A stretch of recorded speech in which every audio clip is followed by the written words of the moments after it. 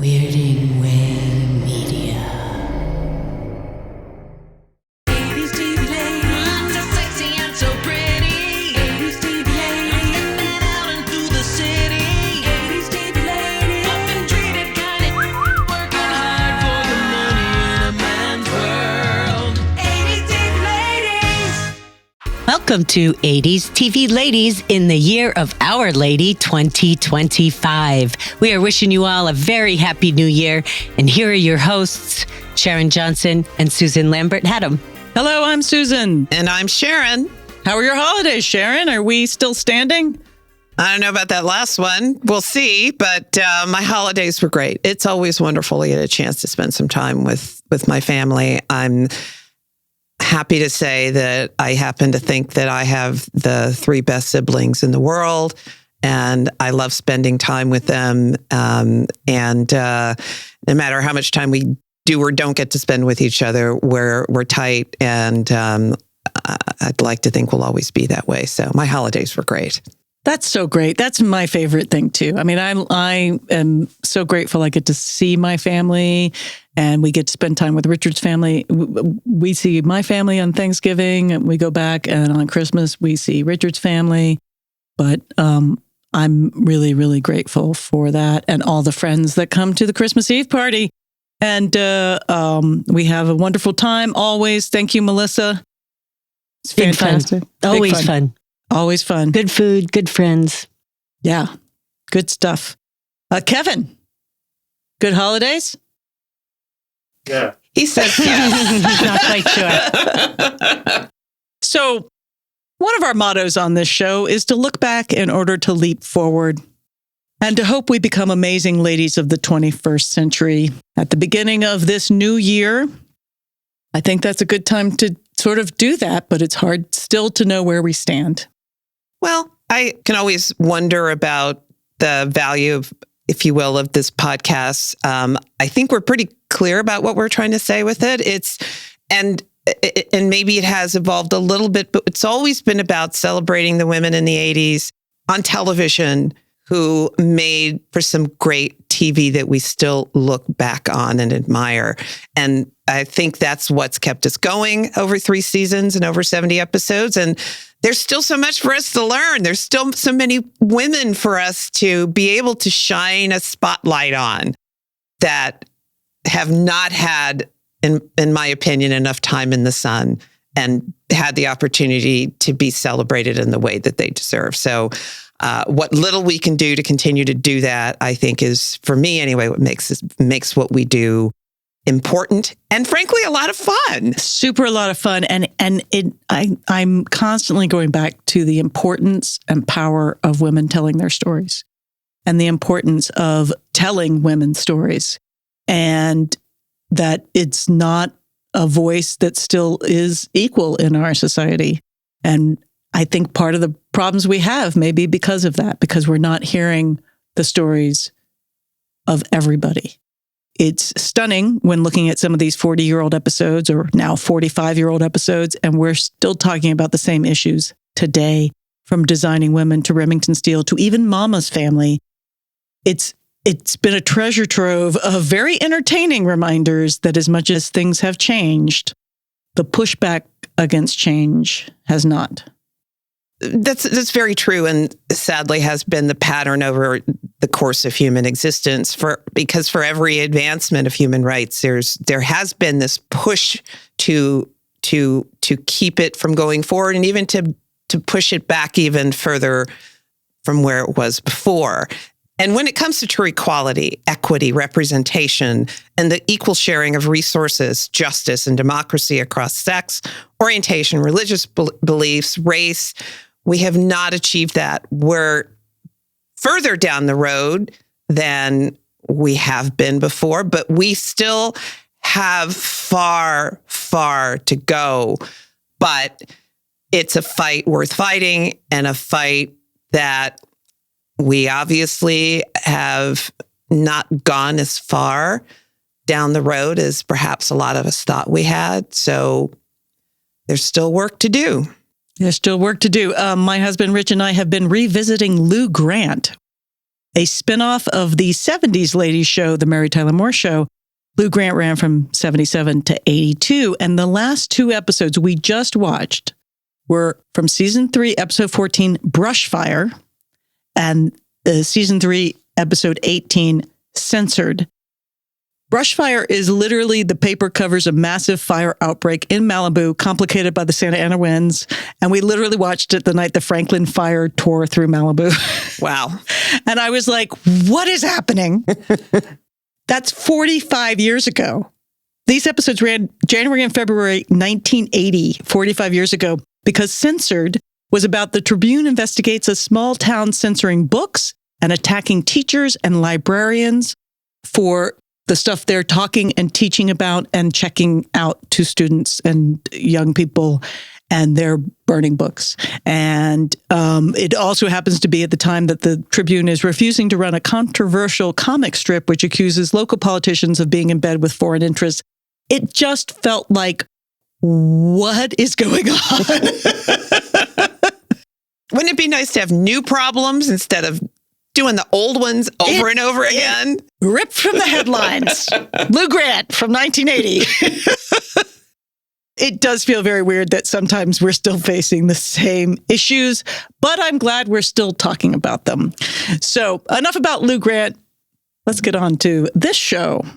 Today we're going to talk about the Carol Burnett Show and how she helped create and then left Mama's Family, because without Carol Burnett, there would be no Mama's Family. And we also want to talk about the very odd Mama's Family metaverse. You know, this came up, I think, with the Eric Brown episode, because we were talking about how just very odd the Mama's Family conceit is. That is, Vicki Lawrence started in her 20s playing a 50, 60-year-old mama, grandmother, and it just gets weird from there.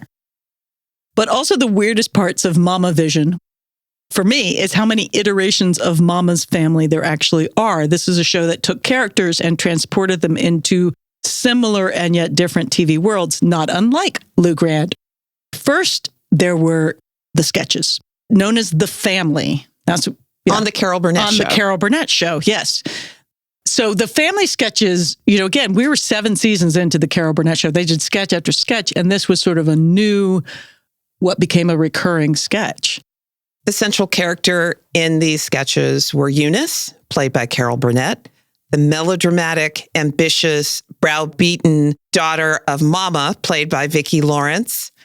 Mama is an exaggeratedly mean-spirited and insult-spitting widow and mother of 5 children. 3 sons, played by guest stars Roddy McDowell, Alan Alda and Tom Smothers, and 2 daughters, Eunice, of course, and Ellen, played by Betty+white.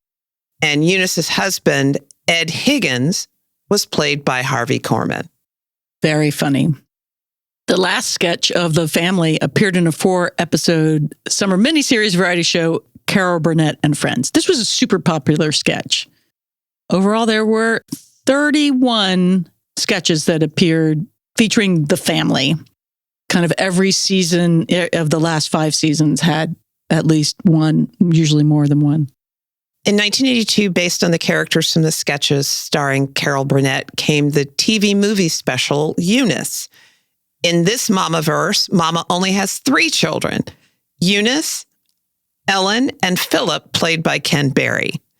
It looks at 4 times in Eunice's life over her relationship with her husband and Mama. It was super highly rated, as probably most things Carol Burnett did were. And Vicki Lawrence was nominated for an Emmy for her portrayal of Mama. Then came the Mama's Family series. So this was the series that we've been talking about. It ran from January 2nd, 1983 to April 7th, 1984. It's set in the fictional and yet named after a town, Raytown. That was where the writers were from and the creators were from. And widowed Mama is the main character. This is where it sort of shifts to be about Mama, and Eunice is a side character. And Mama in this version has 3 children, but a new son, Venton, played by Ken Berry, Ellen, played by Betty+white, and of course Eunice, played by Carol Burnett. And then Mama's sister, Fran, played by Rue McClanahan, who lives with her.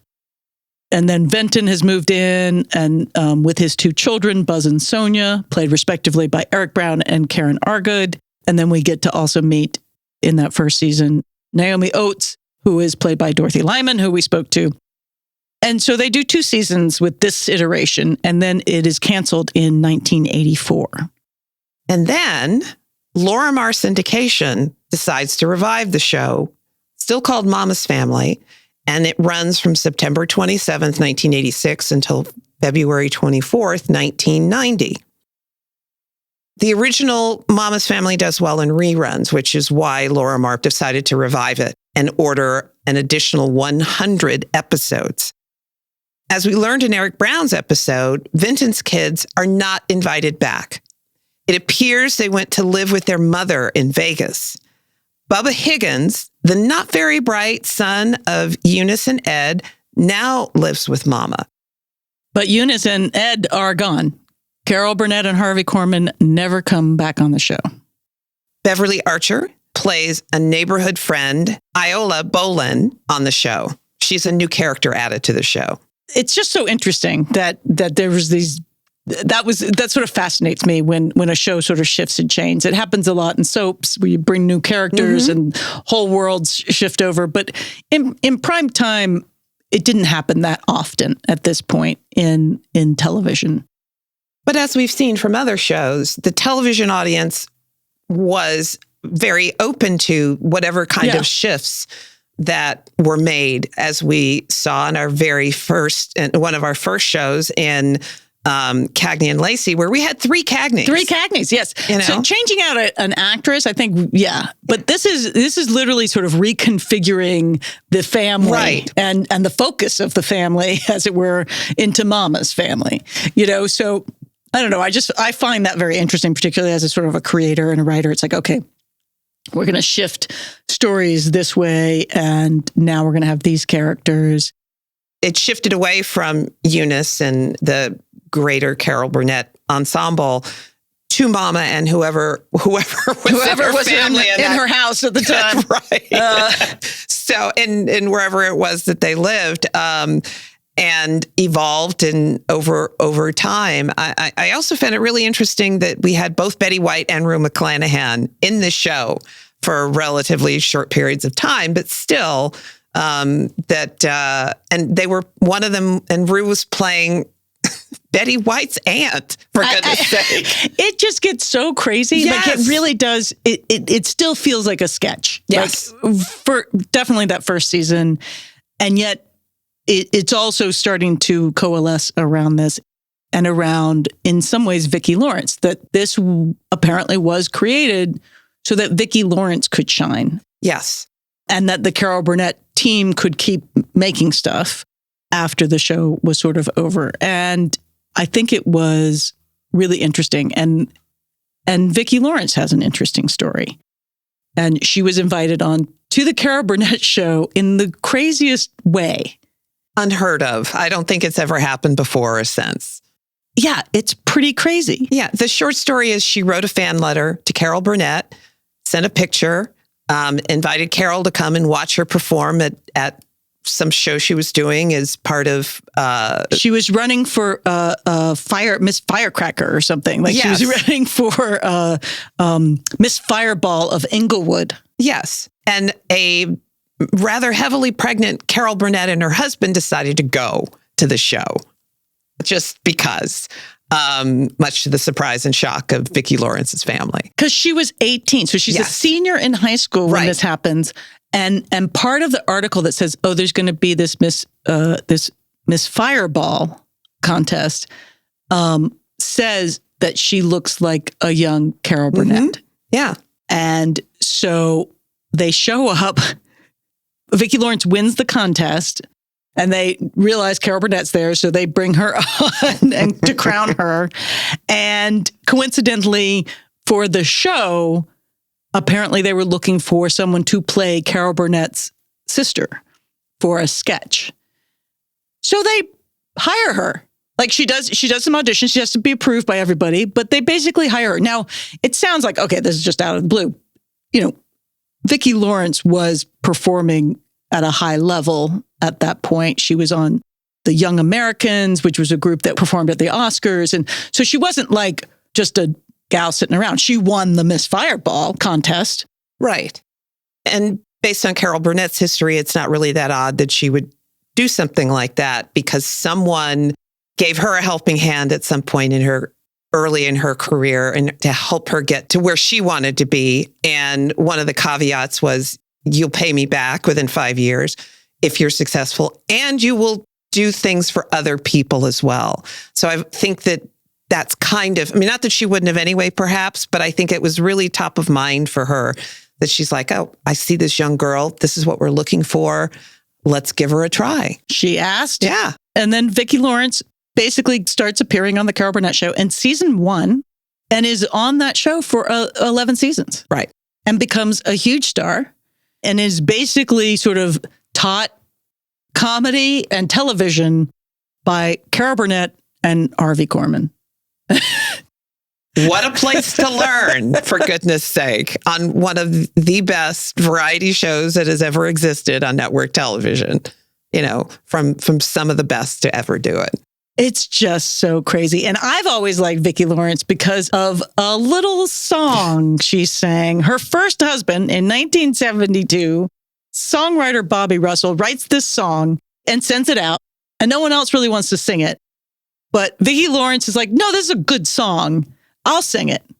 And so The Night the Lights Went Out in Georgia is sung by none other than Vicki Lawrence, becomes a huge hit. Not because she's Vicki Lawrence on the Carol Burnett Show, just because it's a great song and she sings a great song and it becomes a huge hit. So I thought that was just like this weird offshoot of the Vicki Lawrence career, which is, again, kind of wild. Yeah, absolutely. Yeah. So she and her first husband break up. She goes on to marry her makeup man, who was also like a pretty big known makeup guy, the head of makeup for Carol Burnett Show. And then ultimately around the time she's breaking up with her husband, he's promoted to the head of West Coast makeup at CBS, Al Schultz. And then they fall in love and get married. And so it's Carol Burnett and Joe Hamilton, her husband producer, and Vicki Lawrence and her husband makeup guy manager, Al Schultz. I just imagine like their dinner parties. Big fun and funny. Big fun and funny. And yeah. So that's really fun. But I think I just want to make sure that everybody, our listeners, truly understand the power and comedy and talent of Carol Burnett in the TV universe, 1960s to 1980s, through the 1980s. Yeah, absolutely. And if you weren't there to see it, it's really hard to explain just how popular and powerful in the zeitgeist the Carol Burnett Show was. Yeah. For basically the entirety of its run. It was on Saturday night at 10 o'clock. And granted, this was in the days before time shifting, but people would stay home to watch her show. Yeah. It was that good and that popular. Yeah. And like I Love Lucy, it was a woman who both, sort of created and produced the show and was the star of the show and was this incredible comedian and was able to build a universe around her and for her to showcase her immense talents. It's pretty unprecedented. She's like the television Beyonce or something. Like there's something that is so incredible that she built this sort of world for herself that just really played to every single one of her talents. And one of that was just bringing people on, and having incredible guests on and getting them to break on camera. Well, and a lot of it obviously was right place, right time. She came along at a time when television was ready for a performer like her, a multi-talented performer like her to come along. I'm not sure today you mentioned Beyonce, but not quite the same still. I mean, Yeah. Beyonce, not that Beyonce isn't very talented and can do multiple things, but it's still not quite. It's not quite the same. Yeah. I'm not sure who, like, Or even Taylor Swift, because Taylor Swift, I mean, people have more lanes that they have to stay in these days, mainly because the whole idea of a variety show, a variety performer, there isn't room for that, really. There isn't a place for it. So, it's all on TikTok now. yeah, perhaps that's where it is. I'm not on TikTok, so I don't have a clue. But that was a time when variety performers were very important to the entertainment business. There were tons of variety shows over the years, people of of differing kinds of talents, but I don't think there was nobody that matched Carol Burnett in terms of the breadth of her talent and what she was able to do, whether it be as a singer, as a comedian, physical comedy, you name it, she could do it. And do it really, really well. She's kind of a unicorn.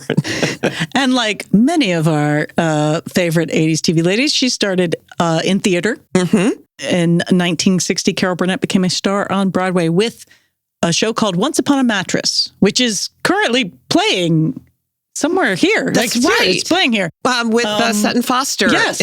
Yes, that's right. Many brilliant comedic actress has done Once Upon a Mattress. She earned a Tony nomination for it. And at the same time that she was sort of taking on the Great White Way, she was also in New York, a supporting player in a local television comedy variety show that I think went nationwide, ultimately the Gary Moore Show. And she won her first Emmy in 1962 on that show. And so CBS gave her sort of a deal. Said, oh, okay, you can develop your own variety shows, because she was sort of this rising star. And so her first, in 1962, she went to a buddy she had just met that was like their people introduced them, and they were like, oh, I'll go take this meeting, but I don't want to. And they ended up hitting it off and becoming great friends. Her new Broadway friend, Julie Andrews, and her decided to do a variety special, the Julie and Carol at Carnegie Hall. And that is something I would love to take a look at some point, even though it's not 80s. It's historic television. It's historic for goodness. television. Yeah, of two ladies headlining a television show at that time. And Are they you didn't kidding? want to do it. CBS was like, yeah. And they're like, nobody knows who Julie Andrews is, even though she's a big Broadway star from My Fair Lady. And she'd just done the Rodgers and Hammerstein television musical Cinderella, the first of the television musical Cinderellas, I think. Julie and Carol made for a huge CBS special. She ends up with a 10-year contract to continue to do sort of television specials with CBS. And there was this little clause that they decided to trigger with CBS where they're like, oh, it turns out we can sort of just burn through this contract if I do 30 one-hour variety shows. And I think CBS was like, well, we didn't mean that. Well, the guy who was in charge at that time was not the one that drove the contract. That made the contract. He had no idea, had no clue. And they basically are like, we'll give you a sitcom, but, men do variety shows, little lady. So the Carol Burnett Show was born. They're like, we have a contract. It's highly successful. It runs for 11 seasons. It's nominated for 70 Emmys, wins 25 of them. It's a juggernaut of talent showcase, and it is appointment TV. Absolutely. You had to watch it. Yep. And we got to stay up to watch it. Yeah. Yeah. Truly an amazing story. I mean, I do want to give some credit to her husband. Joe Hamilton? Yes, because I listened to the Television Academy Interview. Yeah, in which she talks about how he was instrumental in helping deal with the production side of things. I mean, obviously, there are things that she had to learn over time, but if not for him helping to help her steer through this. And she also mentioned Lucille Ball was really helpful too to her. Oh. In that she had a conversation at one point with Lucille Ball. This was after Lucy and Desi had broken up. And basically, Lucille was the one that said, yeah, let your husband do like Desi did and deal with all that stuff. And Lucille Ball was also the one that told her that it was okay for her to speak up for herself. I mean, I'm paraphrasing, but Right. it was okay for her to say, yeah, no, that's not going to work, or that's not good enough, or no, I'd rather do Here's it. what I want to do. Yeah. Because I think that's, I mean, even women today is something we all have to learn, but certainly back then, Yeah. for someone, I mean, she didn't grow up with a father. Her grandmother is really the one that raised her. And I would imagine it was definitely a world where, you know, as you said, you know, women got patted on the head and, Yeah. you know, said, you know, just do what we We'll tell take you. care of We'll that. take care of Yeah. it. We'll Yeah. tell you what to do. But she learned lessons over time, and she was really the driver of her own destiny, I think, and her own career ultimately. I know that ultimately she and Joe Hamilton divorced in 1984, but they clearly built a pretty incredible power couple career for the creation of the Carol Burnett Show and all of that. I think that it's an example of men supporting women in a very powerful way and using their manpower to let women go forward. Right. Yeah. And that is pretty unusual for the time. And to maybe, And now. yeah. Now, like you don't see men who are that powerful. And I'm thinking of Vicki Lawrence's husband too. It's like, we're going to use the power that we have as men to make sure that these women get to fly, like get to push forward and be as powerful as they can be. And I'm going to be their support system. Yeah. You know, and again, I'm sure that there's lots of politics and things and personalities and stuff like that. But that's what it looks like from the outside, is that these men made it possible for the women to be as powerful as they could be, just as so often women just do, right? Right. You know, it's like the woman behind the man is sort of considered an of course, even now in our society. But when men take a back seat and let women go forward and they make sure that those women get to succeed, that seems still so incredibly unusual, and that they're the star and they're the ones that get to be out front.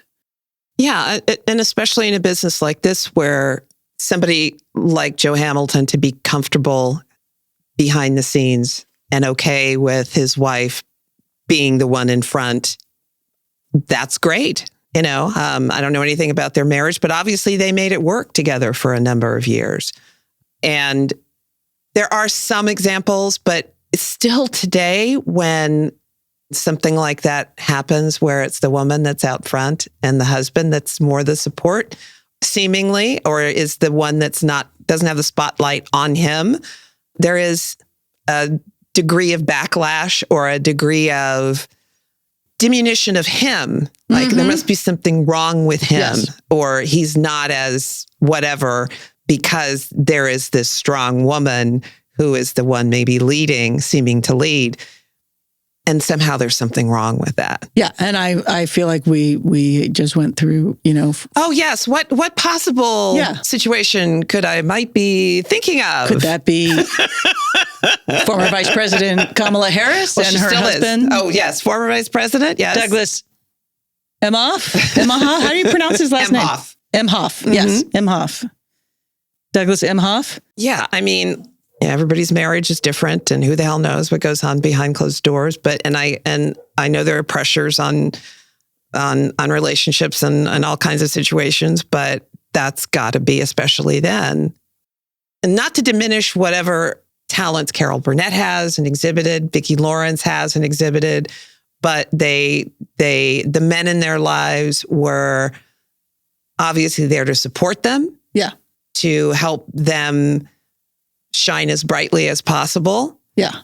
And not necessarily do anything to impede that. Yeah. And I'm thinking of Harry Thomason to Linda Blair Thomason's. Exactly. And you see that in all relationships, but you want to see more of that. It's like, hey, here's where I can shine and here's where I can shine. And we make sure that we are letting the best of you go forth. And everybody wants that in their relationship, and everybody wants that in their partnerships.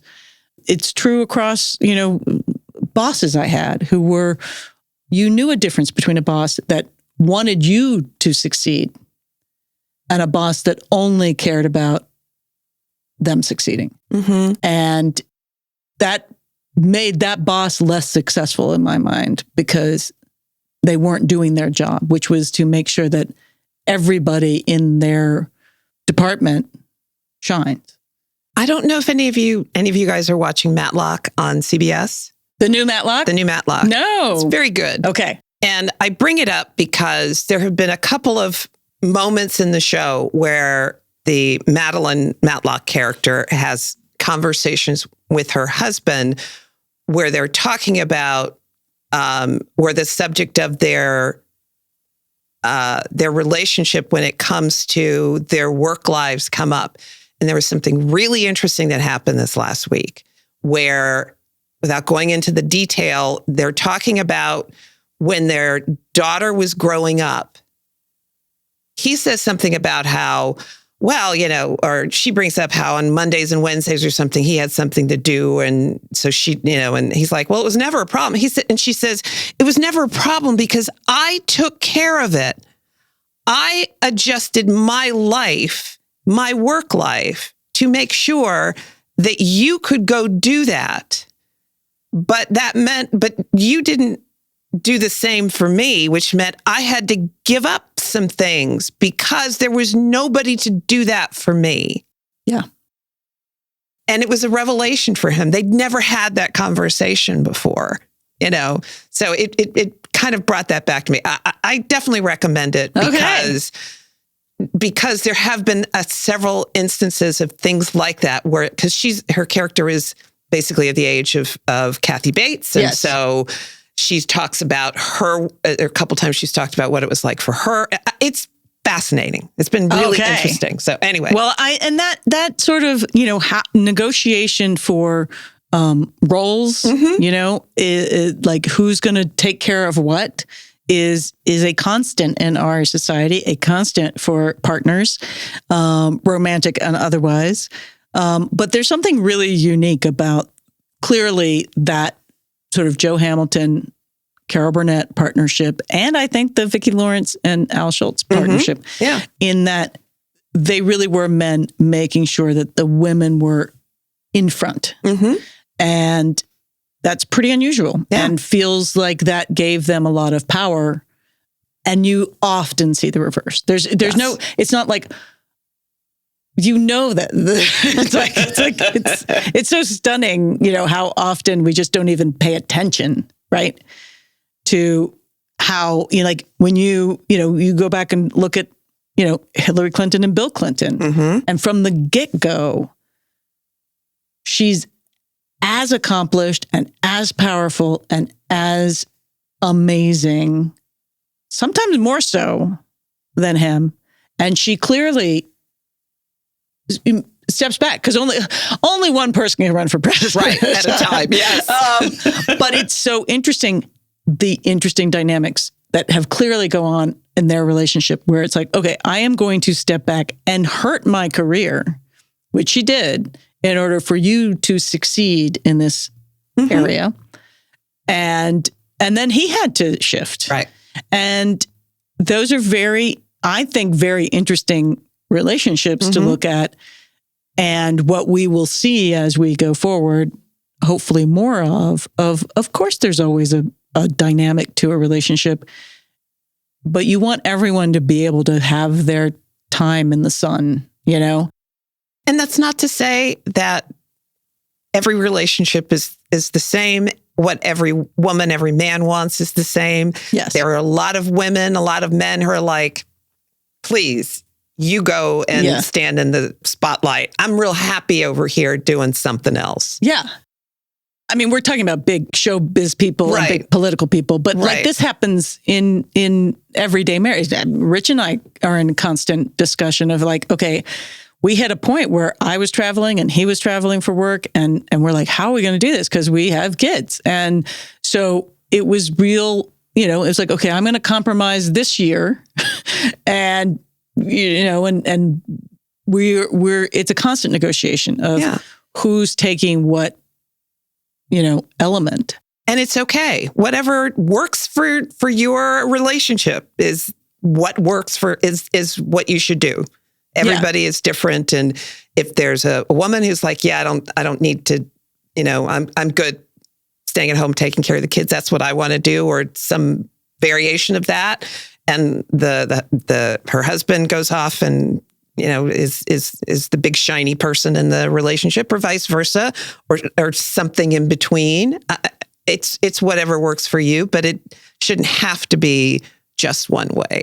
Well, and that's what it feels so weird when there's such a response to binary, like this is how it should be, and this is, and that return to tradition or whatever, like, it feels ridiculous. Mm-hmm. You're like, there is no one type of family. Right.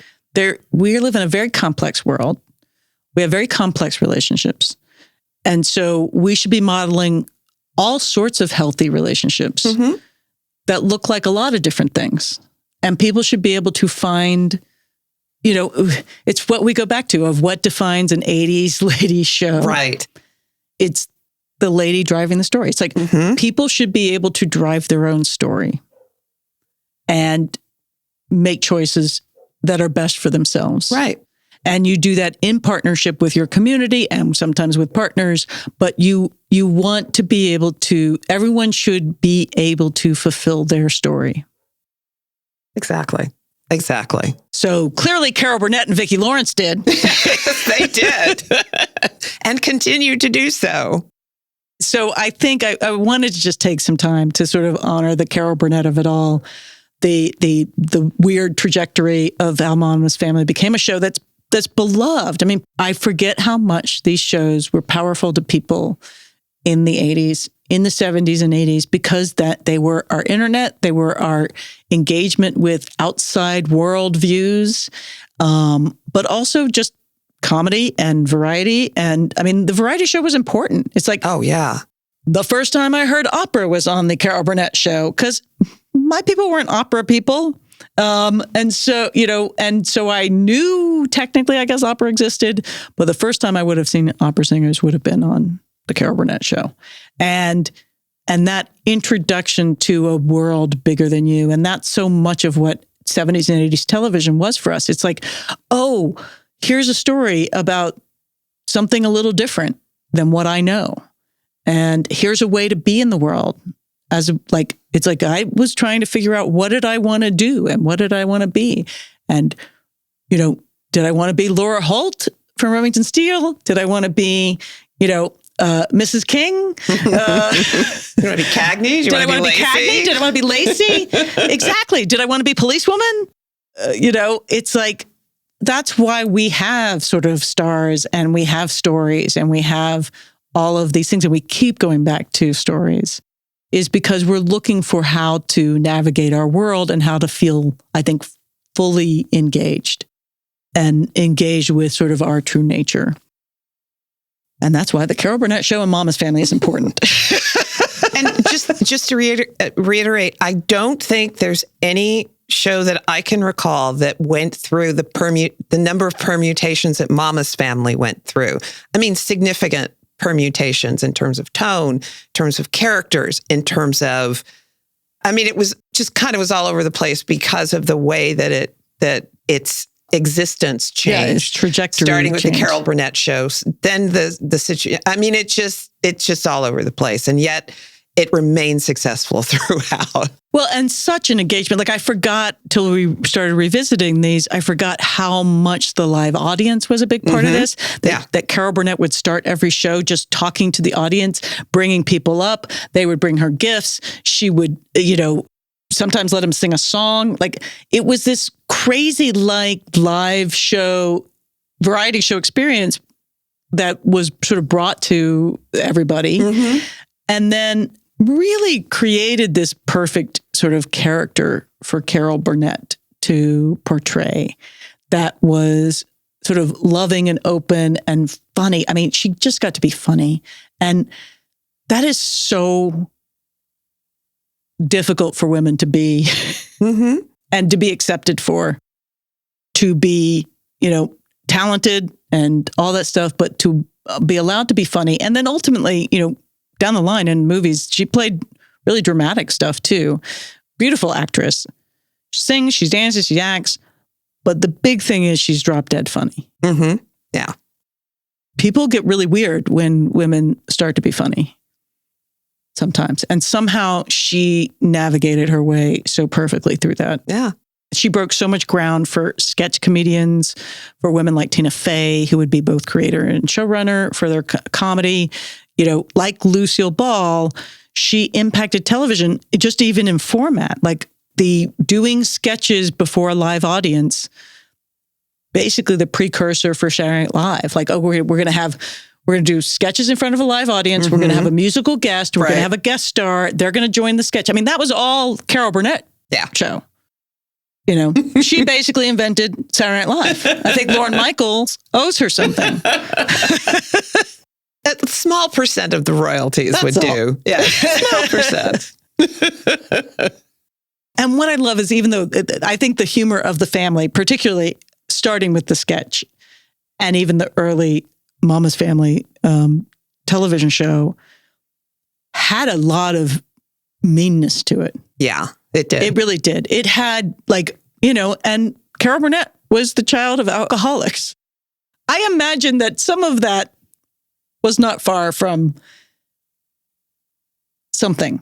But at the same time, the show itself had so much warmth. It had more warmth, I think, than I Love Lucy and the Lucille Ball shows, because she was so welcoming to the audience, to the television audience. In between the sketches, she's so enthusiastically presented these other musicians and artists and talent and let them shine, like Vicki Lawrence, that it was so gracious. It was so generous.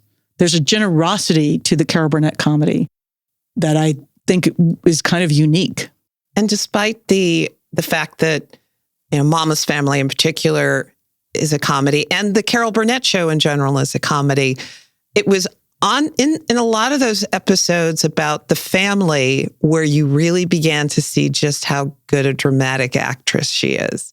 Yes. Because she brought all kinds of subtext and pain and anger and frustration and, wanting and yearning. There to are so Eunice. many layers to Eunice. Yes. There really are. She is both trying to break away and so deeply miserable she could cut everyone down. It is really amazing. Like, to watch her and Harvey Korman and Vicki Lawrence go at it. Yeah. It's really something. It's really something. And that, and I think that, Mama character took on some of that in the later seasons of giving her some both pathos, but also I have my crustiest exterior that I can give you, but at the end of the day, I can't chop the goose's head off.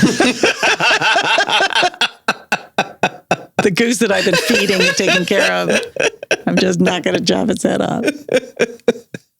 It's just, I don't know, so interesting to look back on the Carol Burnett, look back on the Mama's Family, and see all these women. And it's also like women being... Here's the fun. The family is so clearly, I realized just as I was watching it this time, it's the female all in the family. I totally believe that was part of why it's called The Family. Mama is the Archie Bunker.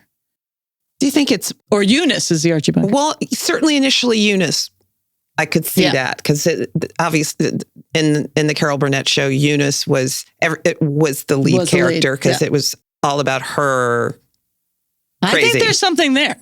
But when was yeah. that? Hold on, but wait, was it before All in the Family? No, it was after, wasn't it? Because All in the Family started in what, 72?